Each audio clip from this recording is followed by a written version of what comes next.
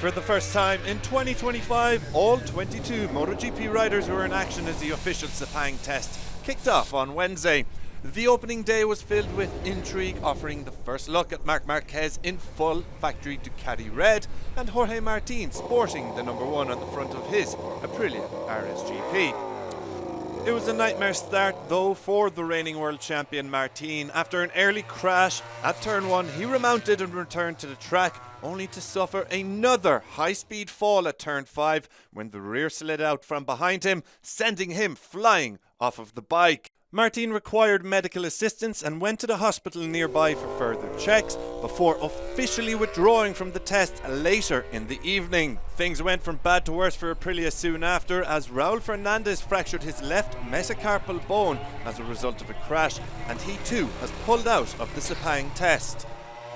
This left Marquez and Aldeguer as the sole Aprilia riders on Wednesday. Both finished outside the top 15, though lap times weren't their primary focus. They tested various things, including 3 bikes per factory rider, 1 from the recent Barcelona test, and 2 updated evolutions of the 2025 machine.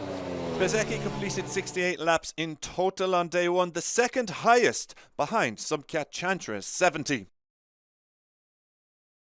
After participating in the shakedown test last week, Yamaha continued to impress.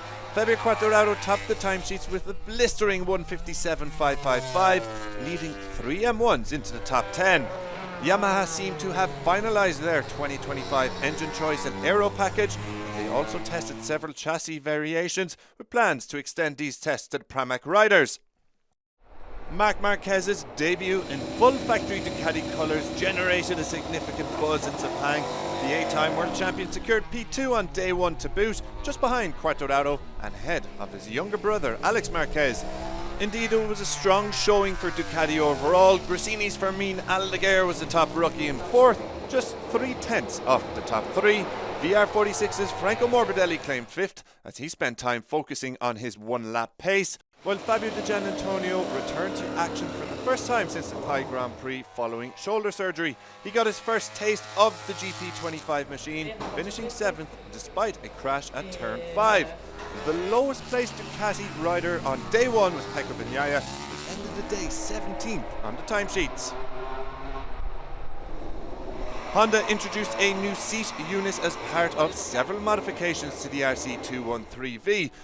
This new seat unit is aimed at addressing the rear chatter issues that plagued their 2024 season, while Joan Mir was Honda's fastest rider on day 1, finishing 6th on the timesheets. KTM had a busy day focusing on aero and chassis development, with an emphasis on improving cornering performance. Brad Binder highlighted spinning issues ahead of the test, which the team has worked to address. Pedro Acosta was KTM's fastest rider despite a morning crash on day 1, finishing just over a 10th ahead of Binder. At Tech 3, Maverick Vinales placed 13th, while Enea Bastianini finished 19th after a fall in the afternoon session. That wraps up day 1 at the Sepang test. 2 more days of action await starting on Thursday. Stay tuned for more updates.